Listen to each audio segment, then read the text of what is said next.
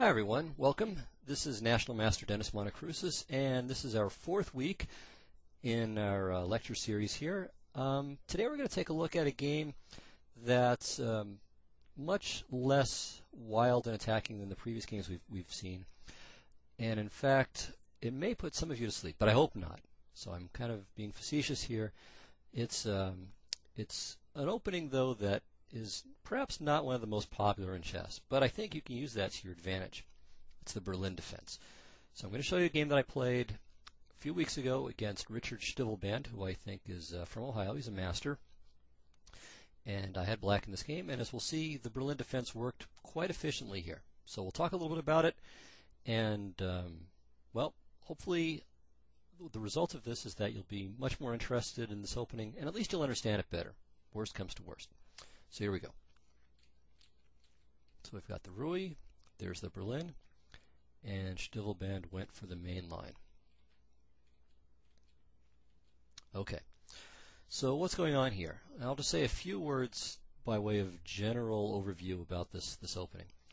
Now for black, his big trump is this bishop on e6, and the control over the light squares that in part is because of the bishop, in part because this pawn on e5 is a bit overextended. And, well, that's really what black has going for him. And this bishop also, in some cases, when it goes to e6, can also do quite a bit of damage on this diagonal against white's queenside, as we'll see, or from f5 correspondingly hitting c2.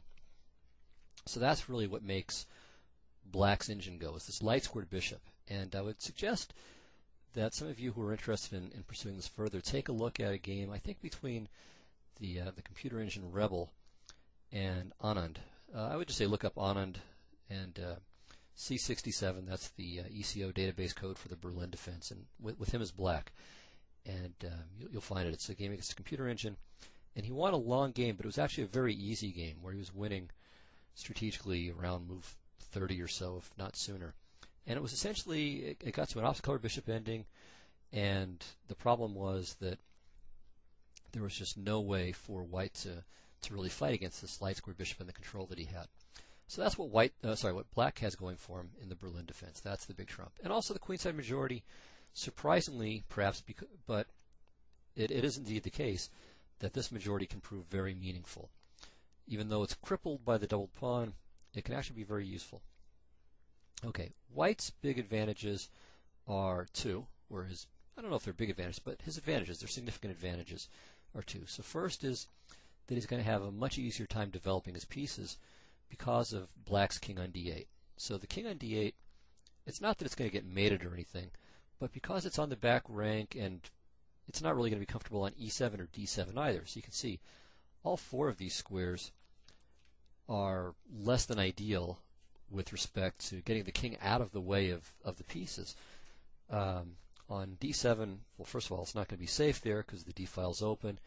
On e7, it'll get away in the way of the bishop on f8 some of the time, and also the knight from f5 often wants to use e7 as well.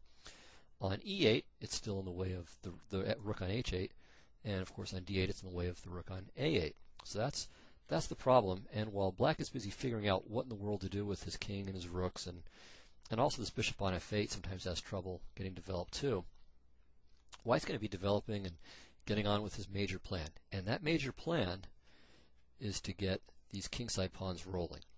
So if white can get, let's say, pawns safely on f5 to go, a pawn safely on f5 to go with a pawn on e5, he'll be in great shape. And of course, he's got a kingside majority, so he ought to use it. Okay, so that's in very, very broad brushstrokes what's going on, where a lot of the battle is ultimately going to take place. But in terms of the specifics, well, that's what makes the Berlin really fascinating. It's an opening that requires a good deal of flexibility, or at least you have to be more flexible and patient than your opponent. So there's this joke where you've got an American and a Russian, and they're in the jungle running away from a lion, and the American stops to put on some sneakers, and the Russian kind of laughs at him and says, "What, are you going to outrun the lion?" And the American says, "No, I just have to outrun you." And it's the same thing here in the Berlin. You don't necessarily have to have the the patience of Buddha or anything like that, or at least of Kramnik. All you have to do is be more patient than your opponent, and that'll often pay dividends. So if you know what you're doing to some extent, and you have a reasonable degree of patience, this is an opening you can play to win. So even if, equality in the Berlin defense doesn't often mean boring equality. It means a dynamic equality, an equality that involves real imbalances of the pawn structure, of space, of minor pieces, lots of fun stuff. So it's not a stale, dry position at all. Okay, so in this position, white plays knight c3. I should also say a couple other things, just briefly, in terms of exchanges. So generally speaking, black would like to trade this bishop for this knight, if he can, without going through too many contortions. Trading the dark squared bishops is generally slightly in white's favor, but it's not a horrible trade for black. And black does not want to exchange off this bishop on c8 if he can at all avoid it. So what that means is that he can't just rush this bishop to e6, which is where it would ideally go because of knight to g5. So for that reason, one kind of common move here is to play h6. There's nothing wrong with h6, but there's a fundamental choice here for black, which concerns what he does with his king. Does he bring it to the e8 and clear d8 for the rook and basically get it out of everybody's way except for the rook on h8? Or does he try for this more ambitious but slower plan of bringing the king over to the queen side? So if he can get the king to b7, then it's out of the way of everybody, and so that's really terrific. But it's a little bit tougher to achieve. So if he played, for example, if we played h6, the problem is that now you can't get in the king to the queen side plan. So rook to d1, bishop d7, g4, and now e6. And e6 is a nasty little tactic that shows up quite regularly in the Berlin. And in this position it just wins, because f takes c6 and knight e5 with the double attack with the hit on the bishop on d7, but then also the fork on f7. So, since I wanted to play the king to the queen side plan, I had to play bishop to d7. So there's always little concessions here. So ideally, I want to have h6, bishop e6, and king c8, but I have to pick between them. I can't play bishop d6 right away. I can play h6, but I can't play h6 and get my king to the queen side. So if I want my king to the queen side, I've got to play bishop to d7. Okay, white played b3, I played h6, he played bishop to b2, king c8, rook a to d1. Notice the rook, it's the queen rook that goes to d1. So white could play all the way back here, something like rook to d1 check, but that really wouldn't achieve anything. Or let's say bishop g5, king e8, rook to d1. This is in fact just nothing for white, because black plays bishop to e6, he's going to follow up with h6, and all of his pieces are getting to great squares, and for free, because the bishop on g5 is going to have to move. The rook on d1 leaves the rook on a1 out of a job. So, again, both sides have to be patient and flexible in how they handle this position. All right, so back to the game. Rook a to d1. Now I play b6, and now my opponent makes a good waiting move. It would be very logical for white to play rook to d2, which, as I mentioned before, well, I didn't mention, but the point would be just to double rooks, which is quite logical. But as I mentioned before, then black would get bishop to b4 in. Rook f to d1, bishop e6, h3, and now we swap, and then c5. And take a look here, you can see that even though at first glance it might seem like the placement of the minor pieces is maybe roughly equal, and white has an advantage because his rooks control the d-file, black's rooks don't do anything, and again, black has a crippled majority. But in fact, it's just the reverse, and black is quite a bit better here. White's minor pieces have no squares that they can go to, except backward, and the bishop on e6 is great. It supports moves like c4 or a5 and a4, and of course a5 and a4 will take care of the rook on a8. It'll put that right into play. And furthermore, white's rooks, okay, they're all loaded up. For what? There's no square they can go to on my half of the board. And he can't even go to d4. So they look pretty, but they're all dressed up with nowhere to go. Alright, so rook to d2 is no good. Rook to d3 is okay, then we probably have something like this. Bishop e7, then bishop to e6, and it's just a game. Alright, and if he plays rook f to e1, bishop to b4. So he played h3, which is a very good move, and it prepares this standard idea of playing g4, king h2, king g3, and then trying to get the f-pawn going. And the reason why he has to do this preparation stuff is that if he tries to play something like g4 straight away, the pawns are overextended. You can see here that white's kingside pawns are just going to completely collapse. Okay, so h3 is very good, and it's also a useful waiting move. So now, I don't want to bring I can't play bishop to b4 yet because it hits at just empty air. So bishop to b4, knight e2. What else do? I can play knight to e7, which is a good move. In fact, it's the main move here. If I play bishop to e6, he plays knight to e2 and then brings the knight to f4, which is good for him. So I like the knight to e7 idea, but I decided I would play a5 first. And the idea of this, of course, is that if he moves this knight from c3, as he wants to, then I would get a4 in, which is pretty useful. So he played a4. It's not forced, but it's a reasonable move. And now I played knight to e7. So the point of this funny-looking move is to reroute the knight to g6. And by doing this, first of all, I'm making g4 much harder for him to achieve, because if he plays g4 here, I have h5 right away. Also, by putting the knight on g6, I can meet g4 in some cases with h5 and the knight to f4, so that's part of it. And the knight on g6 hits the pawn on e5. So it's really all around quite a useful idea. And also, I'm vacating the f5 square for the bishop too. And notice that with a5 and a4 thrown in, we've got a little pawn buffet here to look forward to. Okay, so he played rook to d2, preparing to double. And now here I made a move that's ambitious but not best. So the right move here is c5. And after rook f to d1, bishop b6, it's a theoretical position. Rook to d8 check doesn't achieve anything, because even though his rook gets in, I just play knight to c6 next, and then this rook has nowhere to go. It's got to just leave, because if he plays rook to e8, bishop to d7, and goodbye rook. So, instead of rook to d8 check, probably the best move is knight to e2, headed for f4. Okay, again, we don't want to make that trade. We don't want to allow him to swap off the bishop on e6. So g5. Now rook to d8 check, king b7, takes and takes, h4, g4. And we've got a theoretical position here. This has happened, not with a5 and a4, I don't think, but with those two moves not played. It's happened, I think, at least like 6 times in the databases. And Kramnik mentions it as an important position in his chess-based DVD on his career, in the section where he talks about the match with Kasparov. This didn't occur in any of their games, but he mentions it as a crucial position for the king c8 idea, for the king c8 variation.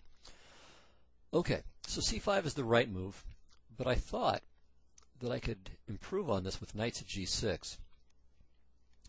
And the point is that after rook f to d1, well, we'll see what happens, but my idea is that I'm still harboring hopes of playing bishop to b4, so I want to make that swap if I can, and go from there.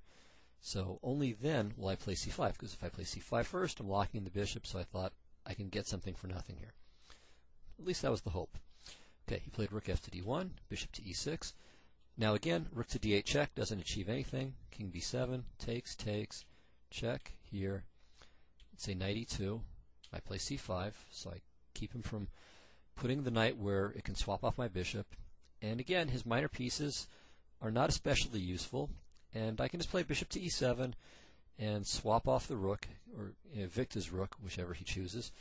And then also I'll have c4 too, or bishop to f5, where I'm taking advantage again of this weak pawn structure he's got. So rook to d8 is nothing to worry about. However, the move that I missed, and he missed too. I mean, I saw it, but we both just completely neglected to really calculate it. Is knight to d4. Now, of course, this is what he wants to do, but we just probably both thought kind of semi-consciously that I just play knight takes e5, and hey, free pawn, no problems. But in fact, this loses a piece. He plays f4, and now if I play knight to g6, of course, I just get forked. And if knight to d7, then he has knight takes e6, f takes e6, rook takes d7. Oops! So that would have been really bad. And of course, I would have seen it had we gotten to this point. And but after knight to d4, it means that I'm just losing my bishop for nothing. I mean, not losing it, but it's getting traded off, and I get nothing for compensation. So king to b7, knight takes e6, f takes e6, and really the only question here is just how bad this position is for me. So I'm definitely worse. It's not horrible, but nothing to look forward to either.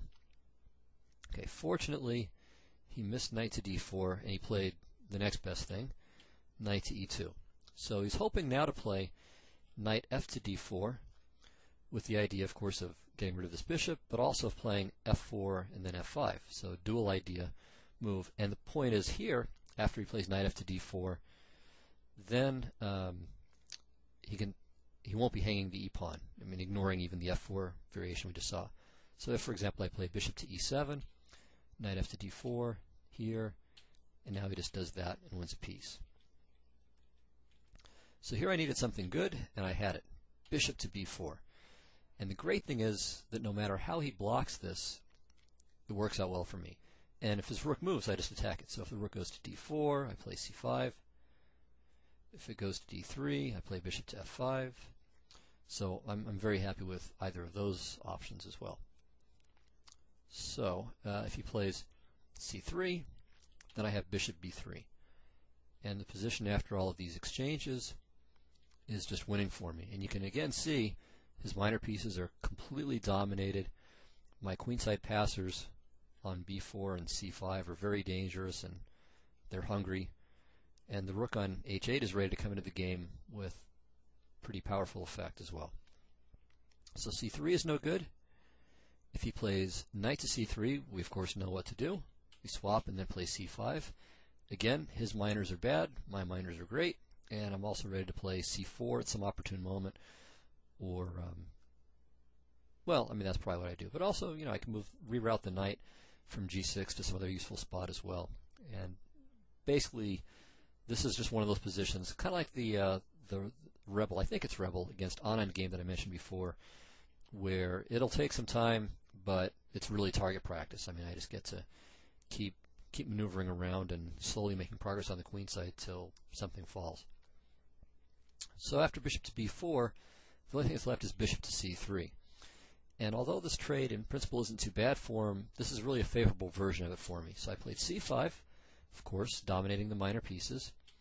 He swaps, and now he plays knight c1, so he's kind of in advance trying to defend the queen side. Now I played rook to e8. So that piece is now functioning very well, and really all of my pieces are. And the only thing that's left to fix is my rook from a8, and that's going to go up to a5 in conjunction with c4, and this pawn on e5 is just in big trouble. So he played king to h2, which is a good move. So he's trying to get his king side going, which is really all he's got, but it can be enough. I played c4, g4, rook to a5, rook to d4. So now we have a crucial moment of the game, and here is a really neat tactical possibility that I missed. So I could have played knight takes e5. I mean, of course, I saw this move, and I calculated it some, but I missed a neat possibility. So knight e5, rook e5, f4. Okay, of course, he's threatening to play f5 next, so that looks like it just wins. But he's got, I mean, I have the possibility of taking on b3 in some cases. And so I thought, well, it's maybe worth a little bit of a look here. So I wasn't positive, and my attitude probably was that this was guilty until proven innocent. But I at least wanted to take a little bit of a look. So I played rook to e, or I didn't play. I didn't go this way, but I considered now rook to e3. That's the first line I looked at.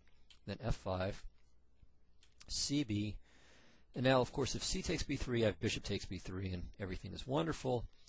But he can take. I take, he takes, I take and make a queen. He does the same. And after all of this, we have a position that's kind of unclear. So I've only got 2 pawns for the piece. They're dangerous pawns, but you know, I'm going from a position where I'm clearly better to one where I'm not sure if I'm better, or I might be, but it's risky, and it seems needlessly risky, so I rejected this. So let me go back. So the other thing I looked at was rook to c5, and this actually works, but I didn't calculate it correctly. So f5, c takes b3, and now the difference is that after c takes b3, of course, after I don't have bishop takes b3 anymore, so the other position I did have it. So I looked at rook to c2, I think, with the idea that if king to g3, then maybe I do have rook to c3, though even that's kind of baloney, because you can interpose with a rook. Well, actually, no, maybe this does work. Yeah, so if king to g3, then bishop takes, knight takes. Yeah, and of course I just play rook to e3 check, so sure, this works. So king to g1, so I was right about that. And then rook takes c1 is what I thought.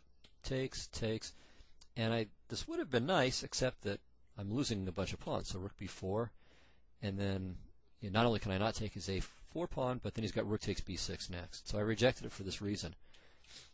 But back here, I didn't realize that I could just play bishop to d7, or let's say c5, and then bishop to d7, with the point that after rook takes d7, I have rook takes c1. So that's a pretty subtle line. Not impossible. I'm sure a good professional would have found that. But still, I mean, it's fairly long, and there are enough tricky lines in here that you can at least be worried about it. So unfortunately, well, I don't know if it was unfortunate, but I just chose not to go that route. Another good move is rook to c5, and this may be better, because now if, let's say b takes c4, now I can play knight e5, and here, of course, I can just take on c4. And this should just be winning pretty straightforwardly. And I'm not really sure what else he can do. I mean, he doesn't have to take on c4, but it's a pretty tough position for him. Knight to a2 is no good. He loses in the tactics here. So walks into a fork, of course, and he has this counter shot, but after this, he's just losing lots and lots of pawns. So that's not very good. So anyway, the upshot is that rook to c5 probably is a good move. But what I played is fine too, I think. So I played king to b7, and the basic idea is just that now my bishop can retreat to c8 after all of that. So that's the big clever idea. Okay, now I played b takes c4, and now if I play knight takes e5, it's not as clear. So takes, here, rook a5, and now knight to b2. And I saw this and I was kind of annoyed because it seems like I should have had more. I had the opportunity to take the a4 pawn, but having not taken it, now it's really hard to break through on the queen side. So for that reason, I decided that I would win the a4 pawn instead. But I actually missed something pretty cool here. And it's that I could have played g5 with the idea of f5. And so here we have a useful general lesson. So this general lesson, which applies throughout chess, is that there are many openings in middle games where you get the idea that, okay, this is my side. So let's say a king's Indian, a kind of a typical classical king's Indian. Black, quote-unquote, owns the king side, while white owns the queen side. And, okay, you make some prophylactic measures on each side, but basically it's a race to see who'll kill whom first in the race.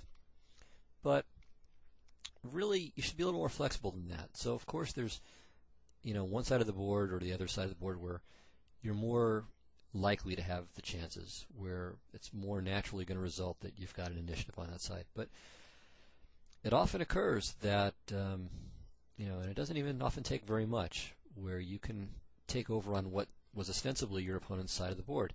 And that's exactly what black can do here.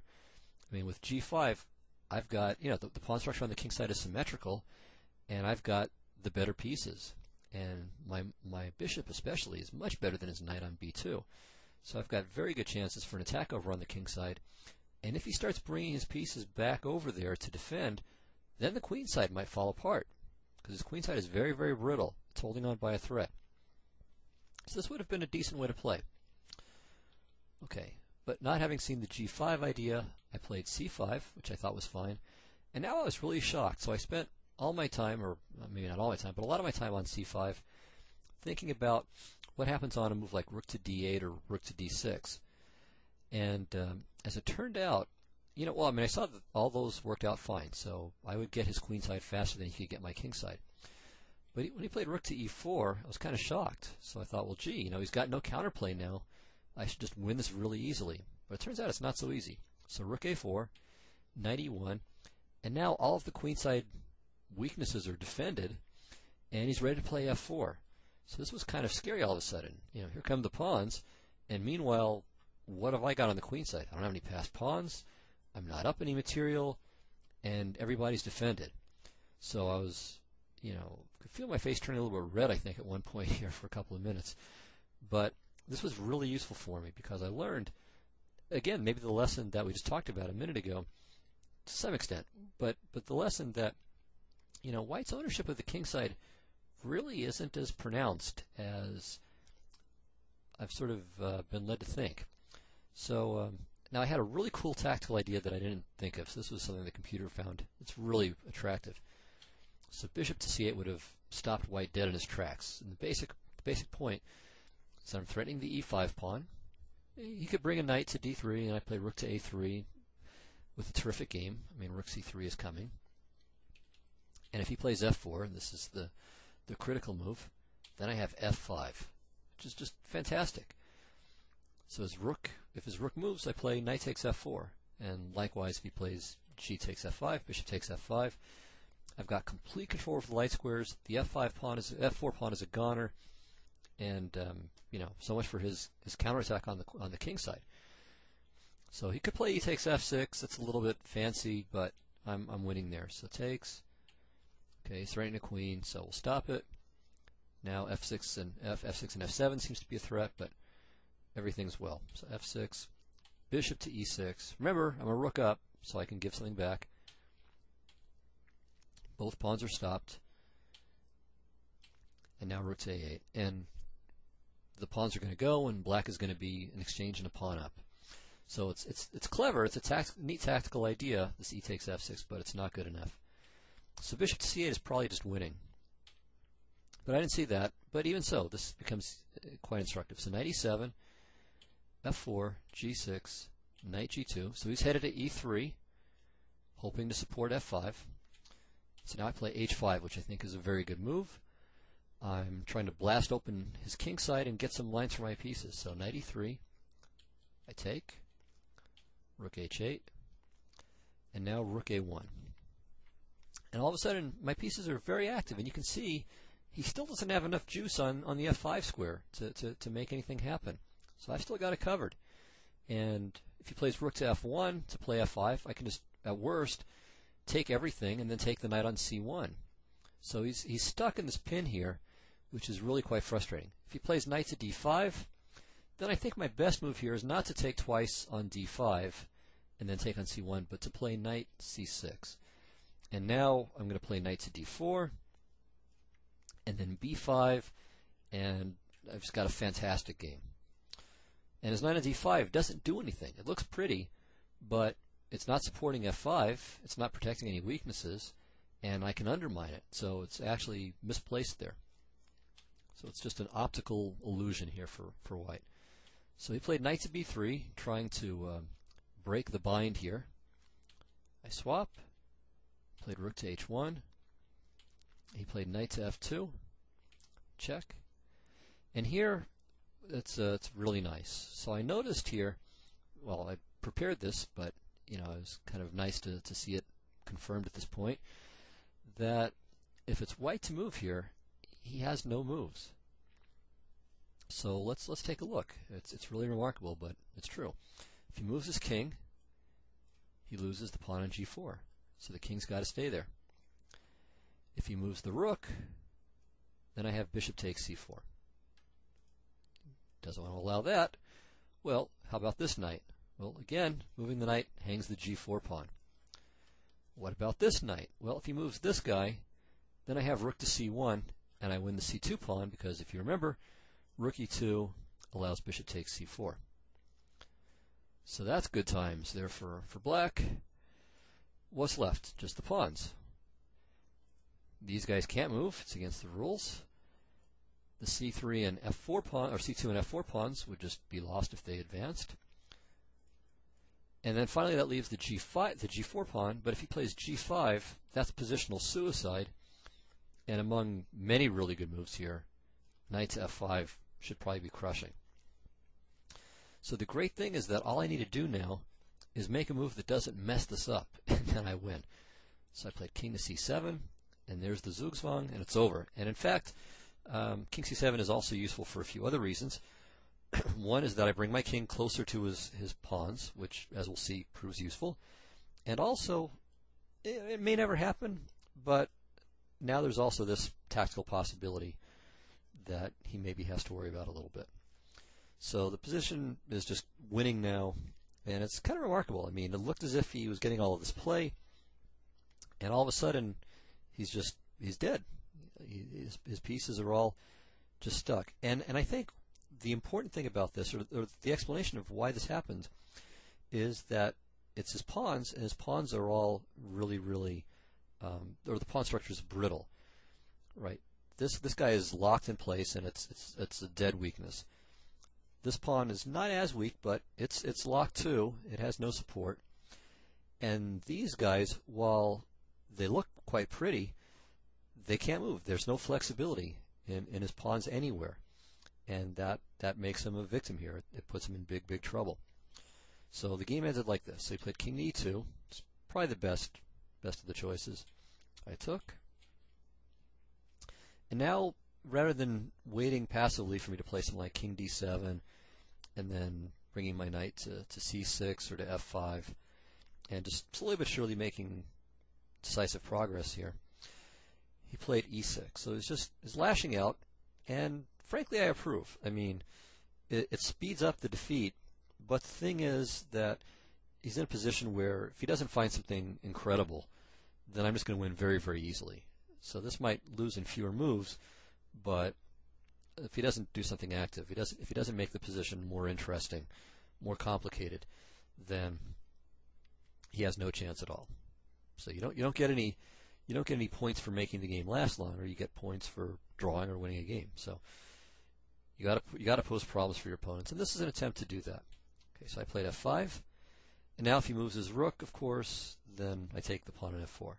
So he played king to f3, and this was his hope, is that now he's saving the f4 pawn if I move my rook away. He's also taken g2 away from my rook, so there's no check there in getting the c pawn. And if f takes e4, all of a sudden it looks half threatening. I mean, it looks like my e4 pawn is weak, and if my knight's kind of stuck because I have to worry about my g6 pawn. So it looks for a second like he has counterplay here, but this is the game, and in fact he doesn't. So I play king to d6, and again, if he just lets me take on e6 and nothing happens, then it's hopeless. So he plays knight to d2, knight to e4 check, and here he tries a little trap with knight to g3, or what he hopes is a trap. In fact, it's not, but he hopes. So what he wants to play is king to f3, of course, and take the pawn. So I played knight to f5, knight f5, g takes f5, king f3. And now my king can't get around on the king side, because his king can easily stop me. And my queenside pawns at least can't make a passer by themselves. So it might seem like he has some hope here. But in fact, I calculated, and it's a simple calculation, that I can win. One thing to note, though, is that if knight takes f5, a little embarrassing, but since I knew that I was winning with 100% certainty, I didn't really look for anything else, but I had e2. So kind of funny, you don't usually have such a move. I mean, normally you would have knight to d4 check, but not in this case. So anyway, g takes f5, king f3, king d6 takes, king c6, and now it's just winning. So he played king to d3, and I played b5, and his king has to give ground after the trade of pawns, and black wins pretty simply.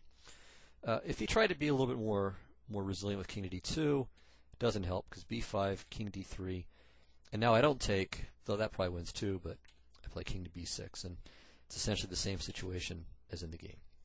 So I hope you enjoyed this, and I hope it proved instructive to you, both from a general positional point of view and also from the standpoint of learning a little bit about the Berlin. It's really a fascinating opening. Now, there's a learning curve to it.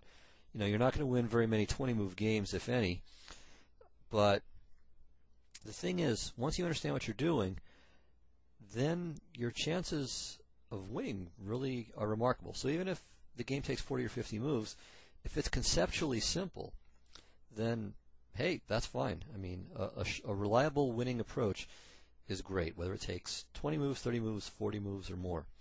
So, and again, bear in mind that your opponents will not study this. It's not a popular line of study for white, again, because there's so much flexibility.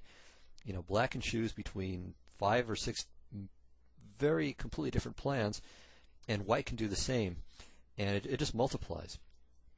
So you really have to develop a feel for it, and opponents with white, unless they're very strong or they play this themselves, and maybe even then, are just not really going to know what to do about it. So they'll play sidelines, and the sidelines are almost all junk. I mean, they're almost all just immediate equality with no real problems for black if you study them a little bit. So hopefully I'm helping to popularize this opening a little bit. So it's worth considering at any rate. So hope you enjoyed it. If this made you absolutely miserable, don't worry, there will be much more aggressive play to come. I like aggressive, tactical, sharp chess too, as you've seen. But to be the best player that you can be, you want to have at least as much of an all-around game as you can. So I hope you enjoyed it. Hope